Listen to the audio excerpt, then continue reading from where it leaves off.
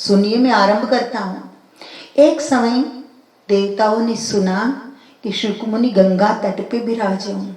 शुकमुनि यानी सुखदेव जी, यानी वेदव्यास जी के पुत्र सुखदेव जी गंगा तट पे विराजमान है और महाराज परीक्षित उसके सामने विराजित है, संन्यास लेकर बैठे हैं और सुख जी ने प्रण किया है और निर्भय कर दिया है परीक्षित को कि मृत्यु का भय निकाल दो, हे राजन मैं आपके सामने बैठा हूं और मैं 7 दिन में आपको मोक्ष का साक्षात्कार कराऊंगा। ये सारी बात देवताओं ने सुनी तो इंद्र को हुआ कि ओह, मोक्ष इतना साधारण हो जाएगा। वक्ता श्रोता दोनों कैसे, चलो जरा देखे तो सही, परीक्षा तो ले, क्योंकि जो सुरा में और अप्सराओं में नाचने वालियों में लीन रहता है उसको ऐसे विचार आएंगे ना, और विचार नहीं आ सकता ऐसे लोगों को। ऊंच निवास नीच करतूती, तुलसी ने लिखा है ना मानस में, निवास ऊपर है देवताओं का, लेकिन कुछ की प्रवृत्ति नीच करतूती, करतूती नीच होती है। खैर आगे बढ़ते हैं। इंद्र ने कहा चलो जाते हैं, 7 दिन में मोक्ष कैसे मिलता है। वक्ता और श्रोता दोनों की परीक्षा लेने जाते, दोनों आए, देवताओं के संग स्वयं इंद्र आया, अमृत कुंभ संग शक्र आया, शक्र यानी इंद्र अमृत कुंभ के साथ आता है, अमृत का घड़ा हाथ में लेकर। नृप परीक्षित को लोभ बताया, पहले तो श्रोता को फोड़ने की कोशिश की।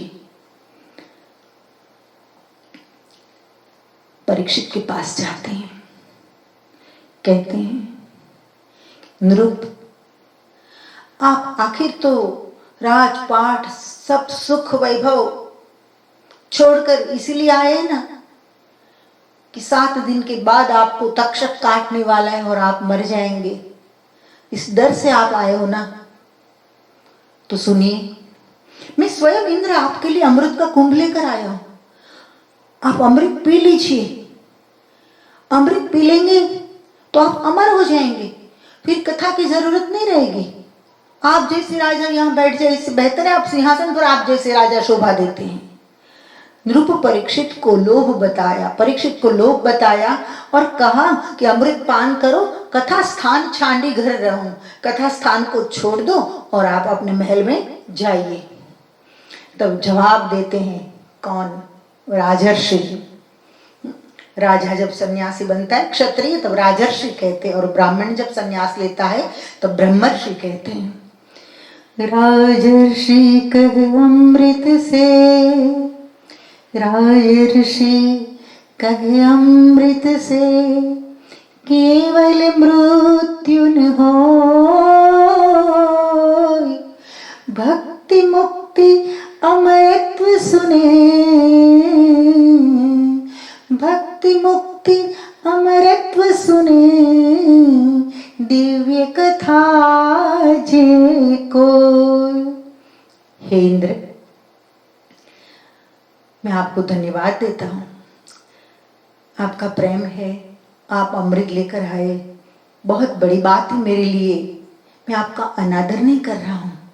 लेकिन सुनिए, राजर्षि परीक्षित बोलते हैं कि सुनिए, अमृत से केवल मृत्यु न होए, आप मुझे अमृत पिलाएंगे तो मृत्यु तो नहीं होगा। चलो मान लिया, एक बार मैंने अमृत ले लिया और पी लिया, मैं अमर हो गया, मृत्यु के भय से मुक्त हो गया।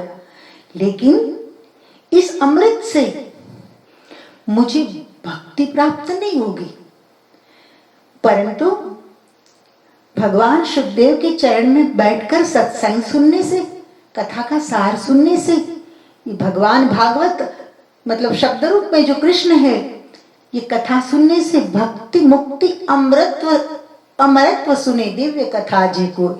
परंतु दिव्य कथा सुनने से तो भक्ति भी मिलेगी, मोक्ष भी मिलेगा और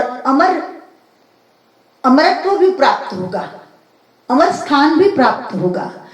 आपके अमृतकम से तो केवल मैं अमर होऊंगा, लेकिन भक्ति और मुक्ति का अनुभव नहीं होगा मुझे।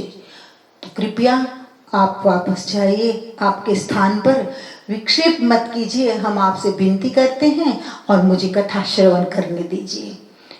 धन्यवाद है इंद्र तुम्हारा, भक्ति मुक्ति है ध्येय हमारा।